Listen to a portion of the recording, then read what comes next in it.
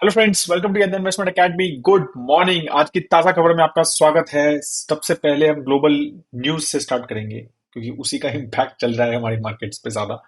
फिर कुछ India specific markets news पे and then obviously because results काफी आ रहे हैं तो रिजल्ट स्पेसिफिक मेजरली स्टॉक्स पे हम यहाँ पर आज बातचीत करेंगे। स्टार्ट सीधा ग्लोबल न्यूज से ही करते हैं। लास्ट में नॉलेज सेक्शन है, छोटा सा वीडियो है, एक शायद लेस देन 1 मिनट का। बहुत इंटरेस्टिंग वीडियो है, तो वो जरूर देखते जाइएगा, लास्ट तक वीडियो को जरूर देखिएगा। ठीक है। सबसे पहले ग्लोबल न्यूज के बारे में बात करते हैं। तो आज फिर से जो है US and European markets fall हुए। यूएस में अगेन नैस्डैक जो 100 है, मतलब जो उनका मोर टेक ओरिएंटेड इंडेक्स है, that has fallen more because of the results, क्योंकि गूगल का रिजल्ट आया और माइक्रोसॉफ्ट का रिजल्ट भी, और जो उनका जो आगे एक्सपेक्टेशन ऑफ ग्रोथ है, तो सब पे थोड़ा थोड़ा इम्पैक्ट हुआ। मतलब थोड़ा इतना अच्छा नहीं आया मार्केट के एक्सपेक्टेशन से, और उसकी वजह से जो है नास्डैक 100 ज्यादा गिरा, बल्कि S&P 500 भी गिरा है। राइट। और उसके भी मल्टीपल रीजंस हैं, और मेजरली सबसे बड़ा रीजन जो है वो है यूएस का जीडीपी डेटा। Q3 में यूएस की जीडीपी जो डेटा है वो 4.9% से ग्रो हुआ, जो आज ही आया है डेटा, मतलब कल रात को आया था। तो 4.9% से अगर ग्रो हुआ है, और वो अनएक्सपेक्टेड, मतलब जो मार्केट का एक्सपेक्टेशन नहीं था इतना अच्छा ग्रो करेगा, और वो ये बोल रहे हैं कि मेजरली कंज्यूमर स्पेंडिंग इसका रीजन रहा, कि कंज्यूमर ने बहुत अच्छा से स्पेंड किया पैसा। कंज्यूमर स्पेंड कर रहे हैं, इतने हाई इंटरेस्ट रेट्स हैं। बात हो रही है ग्लोबल स्लो डाउन की, यूएस के स्लो डाउन की, एक तरह से रिसेशन की भी बात हो रही थी। बट अब जो नंबर आ रहा है वो 4.9% का जीडीपी का ग्रोथ रेट आ रहा है। ठीक है। तो इस तरह का जीडीपी का ग्रोथ रेट से थोड़ा सा मार्केट को ये लग रहा है कि भाई अब इसका मतलब डोमेस्टिक इन्वेस्टमेंट्स भी बढ़ रही हैं, गवर्नमेंट स्पेंडिंग भी बढ़ रही है, कंज्यूमर स्पेंडिंग भी बढ़ रही है। तो ये सारे रीजंस की वजह से इसका मतलब डिसेंट बायंसी है। और ऑब्वियसली ये थोड़ा सा एक लैगिंग इंडिकेटर होता है जीडीपी।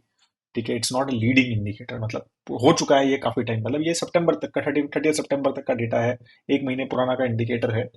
बट स्टिल, तो ये चीज हो गई है कि भाई अब अगर इन्फ्लेशन परसिस्ट करता है और ग्रोथ भी ठीक ठाक है इकोनॉमी में, तो फिर यूएस फेड क्या करेगा? वो और इंटरेस्ट रेट बढ़ाएगा। वो कह रहा है ग्रोथ तो ठीक चल रही है, राइट? तो ग्रोथ अच्छी चल रही है, तो क्यों हम जो है इंटरेस्ट रेट्स और बढ़ाने का हमारे पास गैप है। मतलब हम बढ़ा सकते हैं, और ग्लोबल और मतलब ग्रोथ अगर फिर भी मैनेज कर पाते हैं तो इसकी वजह से भी थोड़ा सा इम्पैक्ट आ सकता है, या आया होगा मार्केट में। बट डेफिनेटली रिजल्ट्स का इम्पैक्ट एक मार्केट पे मेजरली चल रहा है, जो लास्ट 2-3 दिन से चल रहा है। And third reason of course is US bond yield, जो कि थोड़ा गिरे, 4.855% से भी 4.85 के आसपास आ गए हैं।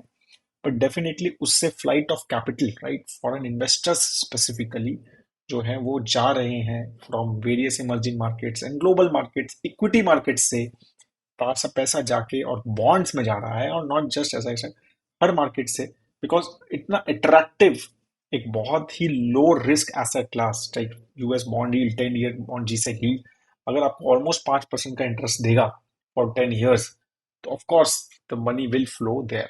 ठीक है, और वो हो रहा है, राइट। और उसकी वजह से भी Indian markets and global market जो है वो डाउन है, और वो भी एक डेफिनेटली कंसिस्टेंटली लास्ट 1 वीक से, जब से वो 5% टच हुआ है, वो कंसिस्टेंटली एक बड़ा रीजन मार्केट्स को इम्पैक्ट कर रहा है, because of flight of capital moving out. You oil जो है वो अगेन थोड़ा सा फॉल हो रहा है, 88 पे आ गया, 93 पे चला गया था बीच में, $93 के आसपास। ब्रेंट क्रूड की बात कर रहा हूँ मैं। अभी वो 88 के आसपास आ गया है।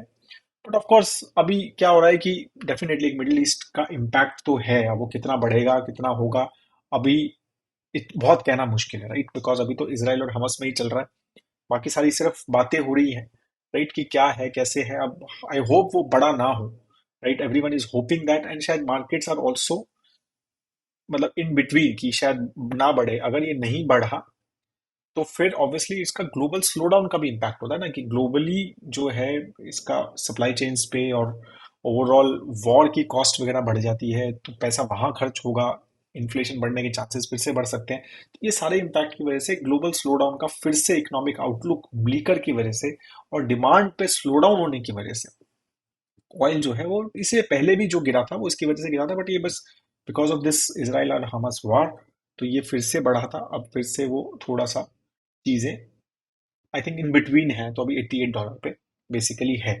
तो ये सारी चीजें बेसिकली फ्रॉम ग्लोबल इकोनॉमी की वजह से चल रही है। इवन अगर हम यूरोपियन सेंट्रल बैंक ने उन्होंने भी इंटरेस्ट रेट 4% तक ले गए थे, वो उन्होंने अभी इंटरेस्ट रेट होल्ड किए। दे हैव सेड दिस कि inflation is still expected to stay high for too long and domestic price pressures remain strong, right. तो इन्फ्लेशन का इम्पैक्ट अभी भी है, बट दे आर सेइंग कि we are just taking a pause, understanding कि ये जो हमने इंटरेस्ट रेट लगातार 10 साइकिल में बढ़ाए हैं उसका क्या इम्पैक्ट होता है, we want to see check, और ये इनफ रहते हैं या नहीं रहते हैं। तो वो सब थॉट प्रोसेस से उन्होंने भी, और ये सभी ने, बैंक ऑफ इंग्लैंड ने भी, यूएस फेड ने भी, स्विस बैंक ने भी, सबने ही सितंबर में होल्ड किए हैं। और even Indian bank, Indian RBI ने भी, सबने जो है इंटरेस्ट रेट्स जो है होल्ड किए हैं इन सितंबर। तो लेट्स सी जो है अब इसका भी एक थोड़ा सा वो इम्पैक्ट हो सकता है। अगर हम इंडिया की बात करें, राइट, तो इंडिया की ऑब्वियसली सबसे पहले मार्केट की ही बात करते हैं। तो ऑब्वियसली लगातार एक मार्केट्स गिर रहे हैं, लास्ट आई थिंक 4-5 डेज हो गए हैं। एक बिगेस्ट लूजिंग स्ट्रीक है अगर हम 28 फरवरी की बात देखें, और मेजर रीजन डेफिनेटली एक यूएस का बॉन्ड यील्ड जो 5% टच कर गया था, और अभी भी काफी ज्यादा है 4 पॉइंट, वही सबसे बड़ा रीजन नजर आ रहा है। क्योंकि फॉरेन इन्वेस्टर्स बड़ा पैसा बाहर जा रहा है, स्पेशली लास्ट 2 दिन में। कल जो है अगर हम देखें तो 7,700 crore rupees net F I outflow था। परसों जो है 4,236 net F I eyes outflow था। डेफिनेटली डीआईआईज आर बाइंग, ठीक है, और इसलिए मार्केट्स शायद जितना अदरवाइज गिरता, अगर हमारे पास एक अच्छा खासा डोमेस्टिक इंस्टीट्यूशन इन्वेस्टर्स के पास अच्छा खासा कैश नहीं होता, या फिर जो अच्छा खासा लिक्विडिटी नहीं होती, तो बहुत ज्यादा गिर सकता था। But I think because of DIIs buying, तो वो मार्केट्स थोड़ा सा फिर भी एक रैशनली मेरे को लग रहा है गिर रहा है। बिकॉज बिकॉज अगर हम looking at the bond yields, तो वो डेफिनेटली एक बहुत बड़ा रीजन है। और एक because of crude oil price increase and war का impact and all these things, एक इन्फ्लेशन का इम्पैक्ट भी फिर से मार्केट को थोड़ा सता रहा है, और मानसून भी बहुत अच्छा नहीं रहा है इंडिया में, राइट। तो ये 2-3 रीजंस की वजह से इन्फ्लेशन इम्पैक्ट भी मार्केट्स के दिमाग में है कि there could be an inflation impact in next few months, ठीक है। तो वो भी एक रीजन जो है आई थिंक मार्केट्स के इम्पैक्ट है, और उसकी वजह से भी मार्केट्स के, तो आज भी मतलब कल भी शायद सेंसेक्स जो है ऑलमोस्ट 800 पॉइंट्स जो है वो गिरा। तो ये इंडियन इकोनॉमी रही। बाकी कुछ और अगर न्यूज के बारे में बात करें तो इंडिया स्पेसिफिक बहुत इंटरेस्टिंग एक मतलब इंडियन ऑयल ने एक रेफरेंस फ्यूल बेसिकली स्टार्ट किया है डोमेस्टिक डिमांड मीट करने के। तो रेफरेंस फ्यूल क्या होता है कि एक तरह का एक फ्यूल होता है जो बहुत कुछ कंपनीज बनाती हैं।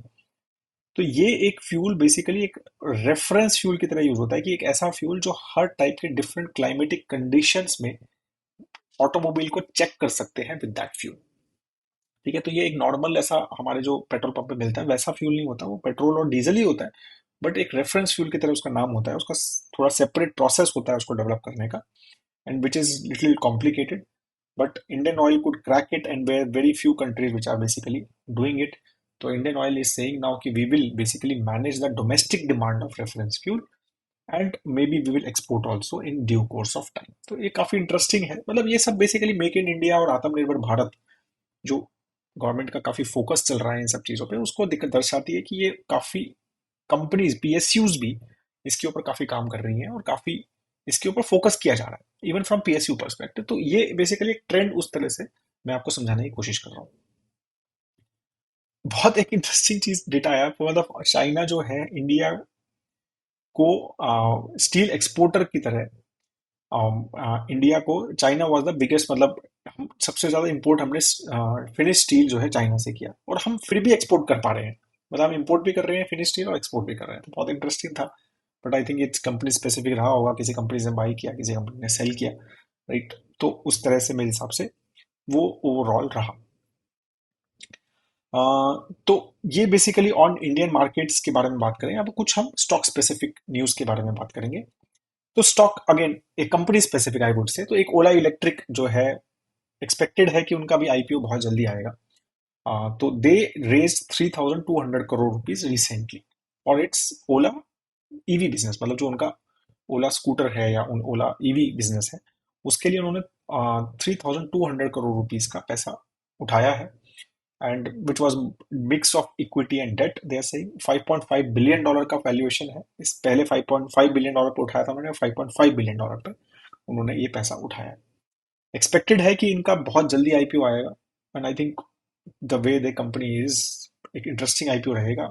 एक्सपेक्टेड है कि वो ऑलमोस्ट $1 बिलियन तक का आईपीओ लेके आ सकते हैं, तो एक बड़ा आईपीओ एक्सपेक्टेड है ओला ईवी का। अ, एक और आईपीओ मोस्टली अक्टूबर 31 को मामा अर्थ का जो है, एक ब्रांड है काफी बड़ा उनका, और भी उनके कुछ ब्रांड्स हैं, राइट, तो उनका एक्सपेक्टेड है। Company booked losses in FY 23, profits in FY 22, Q1 में फिर से प्रॉफिट हुआ है। Very very marketing oriented company, very high marketing spend they have. तो कुछ स्टडी किया था हमने, देखते हैं इफ आप सबको अच्छा लगता है और you want us to do this, तो लेट अस नो कि अगर हमें ये आईपीओ का review you want us to do. अब ऑब्वियसली इस मार्केट्स सब गिर रहे हैं, ये सब चीजें हो रही हैं। आई होप दैट, जैसे परिमल ने भी ट्वीट किया था, आप रीबैलेंस कर रहे हैं अपने पोर्टफोलियोज को, एसेट एलोकेशन चेक कर रहे हैं अपना, क्योंकि काफी गिर चुके हैं मार्केट्स लास्ट 1 वीक। और नॉट जस्ट दैट, मतलब अगर हम ईपीएस पर्सपेक्टिव से देखें तो एक अच्छा वैल्यूएशन ईपीएस निफ्टी का 20 पॉइंट आई थिंक 20.7 पी पे निफ्टी आ गया है। तो उस हिसाब से एक्चुअली हम ओवरऑल ग्रोथ, परिमल ने शायद वीडियो भी, I think Parimal will make on it, we are planning to make a video on it, but मतलब एक ठीक ठाक करेक्शन जो है आपको मिली है। तो please do check your asset allocations, rebalance अगर आप पॉसिबली कर सकते हैं अपने एसेट एलोकेशन को, तो जरूर चेक कीजिए। बहुत सारे लोग इन्वेस्ट नाउ ऑप्शन यूज करके हमारे जो हैं मॉडल पोर्टफोलियोज में इन्वेस्ट ऑलरेडी कर रहे हैं। तो अगर आप मॉडल पोर्टफोलियो सब्सक्राइबर हैं या नहीं भी हैं, तो सब्सक्राइब करके भी यू कैन इन्वेस्ट। तो just 1 click you can rebalance your portfolio, just 1 click through. तो ये काफ़ी अच्छा ऑप्शन हमने दिए हुए हैं, एंड काफ़ी अच्छे परफॉर्मेंसेज भी है हमारे पोर्टफोलियोज के। If you will see the performances of our model portfolio in last few years, एक 4 ईयर्स कंप्लीट होने वाले हैं हमारे 3 पोर्टफोलियोज को दिसंबर में। तो we will publish a good understanding on कि कैसे पोर्टफोलियोज ने परफॉर्म किया। But you can see the performances as well on our website, and आप अगर लॉग इन करेंगे और आप क्या कहते हैं सब्सक्राइब करेंगे, तो you will have a better understanding कि कैसे कैसे हम कर रहे हैं। And we keep on publishing our performance data as well regularly on our website. अब हम बात करेंगे कुछ रिजल्ट स्पेसिफिक इंफॉर्मेशन की। तो वोडाफोन का अगेन मतलब रिजल्ट आया है, net loss is increasing day by day. 8,700 crore का लॉस Q2 में उन्होंने बुक किया। तो अगेन मतलब जैसा कि बात काफी ज्यादा हो रही है, कंसिस्टेंटली डुओपोली की तरफ ये टेलीकॉम इंडस्ट्री बेसिकली जाती हुई नजर आ रही है till now, unless not something drastically change. Asian Paints का रिजल्ट आया, portfolio stock of ours, profit अभी रिसेंटली बाई किया, मतलब हमने ऐड किया है, तो आपने देखा भी होगा अगर आप पोर्टफोलियो सब्सक्राइबर है। तो प्रॉफिट तो काफी अच्छा इंक्रीज हुआ, और एक्सपेक्टेड भी था क्या प्रॉफिट, तो बिकॉज क्रूड ऑयल प्राइसेस और सब चीजें, raw material prices are very high last quarter. तो काफी सारी केमिकल कंपनीज का यही था। तो 54% इंक्रीज हुआ, बट जो year on year growth sales में ज्यादा नहीं दिखा, जबकि वॉल्यूम 6% से इंक्रीज हुआ है डेकोरेटिव पेंट्स में। बट ओवरऑल मार्जिन भी इंप्रूव हुए, एक्सपेक्टेड थे जो। लेकिन ओवरऑल ईयर ऑन ईयर पे net sales is just 0.3%, which I think market didn't like, and that's why वो स्टॉक गिरा भी कल।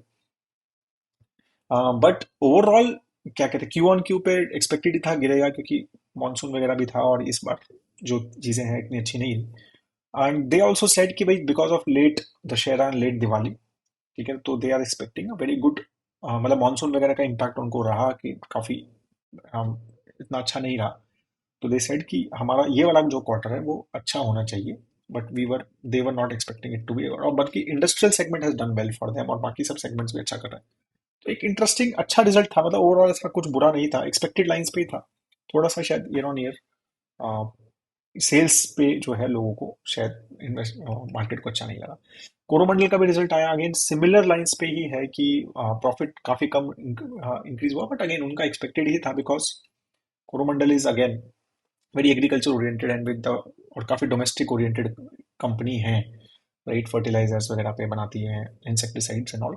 तो अब अगेन उनका जो थॉट प्रोसेस था, मतलब with monsoon and everything and below monsoon, तो ये एक्सपेक्टेड था कि उनका रिजल्ट इतना अच्छा नहीं रहेगा, एंड स्टिल 2% प्रॉफिट राइज था, जबकि इनकम जो है टोटल काफी गिरा है उनका ओवरऑल। सोना बीएलडब्ल्यू का रिजल्ट काफी अच्छा है, उसकी वजह से स्टॉक भी काफी अच्छा बढ़ा, और उसके रीजंस भी मैंने ट्विटर पे डाले थे कि क्यों इतना अच्छा, मतलब इतनी खराब मार्केट में वो काफी अच्छा गिरा। तो बिकॉज एक तो highest revenue ever revenue clock किया, एबिटा मार्जिन्स भी बढ़े हैं ऑलमोस्ट 3% से, ठीक है। एंड ईवी कंट्रीब्यूशन जो है वो बढ़ रहा है, जो ईवी बैटरी बैटरी व्हीकल्स का जो कंपोनेंट्स वो बना रहे हैं उसका कंसिस्टेंटली कंपोनेंट बढ़ रहा है। ऑर्डर बुक भी इंप्रूव हुई है, राइट। और ऑर्डर बुक में ईवीज का कंट्रीब्यूशन ऑलमोस्ट 78% है, तो काफी एक ईवी ओरिएंटेड कंपनी बन रही है। अगेन हमारे ईवी ग्रीन एनर्जी पोर्टफोलियो की कंपनी है, इसलिए मैं इसके बारे में बता रहा हूँ आपको, क्योंकि बहुत इंटरेस्टिंग हमारा ये पोर्टफोलियो है थीमेटिक, और उसमें काफी इंपॉर्टेंट हमारा ये प्लेयर रखते हैं हम इसको। दो पीएसयू बैंक्स का रिजल्ट, बैंकिंग रिजल्ट्स काफी अच्छे आ रहे हैं इस क्वार्टर में। तो बैंक अगेन एक्सपेक्टेड लाइंस पे Canara bank and Punjab national bank के रिजल्ट आए और काफी अच्छे हैं। मतलब कैनरा बैंक ने ऑलमोस्ट 43% का प्रॉफिट राइज हुआ, पंजाब नेशनल बैंक तो ने तो 327% का प्रॉफिट गेन किया है। Better net interest income, better NIMs, ठीक है, इम्प्रूविंग एनपीएस, तो सब चीजें ओवरऑल पॉजिटिव ही रही। आज जो रिजल्ट आने वाले हैं, जो I'm going to track, obviously result तो बहुत सारे, बट आई एम, या मतलब my team is going to track is Reliance, Marutis, SBI life, Bajaj Finserv, Cipla, doctor Reddy's. ये रिजल्ट आ जाएंगे तो फार्मा के लिए काफी इंपॉर्टेंट डे है। Reliance obviously big company, right. तो ये result definitely we will track today. Tomorrow Saturday है, टुमारो भी team will work because of the results of IDFC first, NTPC and Bharat electronics. ये तीन, Bharat electronics from defence, NTPC from power, तो ये companies भी we will track and definitely आपको update stockometer पे मिल जाएंगे। और अगर इंटरेस्टिंग होगा तो will make a video also on those results. तो अब हम बात करते हैं, अब ये हो गया है न्यूज अपना, अब हम बात करते हैं आज के नॉलेज सेक्शन की।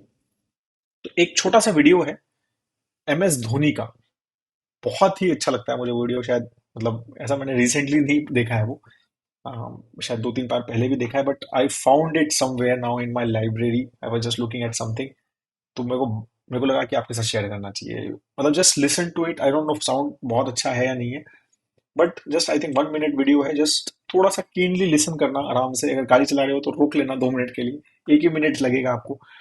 बहुत ही you will learn a lot right from that person. I think we can learn so much things from him, but ये बहुत ही अच्छा एक निचोड़ है उनकी सब चीज़ों का, राइट। तो शेयर कर रहा हूँ वीडियो, ठीक है, and I will just be mute my self. Okay. Very happy to be part of the GoDaddy family. My only suggestion or advice would be, which I keep saying in all the interviews that I give, process is more important than the result. Result is a byproduct of the process. But in today's world, we are so much focused about the result that we get away from the process. So take care of the process, take care of all the small things, and eventually you'll get the desired result. We always keep complaining, oh, we should have gotten more and all of that, but it's actually the byproduct of what we have done. So if you prepare well, if we execute well, and if you're honest to ourselves, more often than not, we'll get the desired result. If there's a shortcoming, it's always a learning. So all the best. तो focus on process, right. तो वही I think हमारा even financial planning thought process का जो मंत्रा रहता है, even in overall wealth management, financial planning, आप जो अपना पर्सनल फाइनेंस मैनेज करते हैं, आई थिंक यही हमारा फंडा है। और इसी चीज पे, प्रोसेस पे फॉलो करो, रिटर्न्स तो आएंगे ही, ठीक है। तो वही है, प्रोसेस फॉलो करोगे तो झक मार के आएंगे returns, because that is a by product. Returns are by product in our overall financial planning, wealth management. तो प्रोसेस फॉलो करो, और अगर आपको समझ नहीं आ रहा है कि ये प्रोसेस कैसे करना है, क्या है क्या नहीं है, तो you can talk to our teams also, and you can go to the investor in website. काफ़ी सारे प्लान्स हैं जो हम काफ़ी हैंड होल्डिंग करके काफ़ी सारे लोगों को सपोर्ट करते हैं इन सब चीज़ों में। तो if you still have any question, do check our website investor.in। आप वहाँ पर व्हाट्सएप भी कर सकते हैं, कॉल भी कर सकते हैं, ईमेल भी कर सकते हैं। That is all. I hope that video अच्छा लगा तो लाइक जरूर कीजिएगा, शेयर जरूर कीजिएगा, थोड़ा सा सपोर्ट हो जाता है और कुछ खास बात नहीं है वैसे, ठीक है। Thank you so much guys, have a great time ahead, have a good weekend ahead. Monday को स्टॉक मार्केट अपडेट्स के साथ फिर से मिलेंगे। जय हिंद।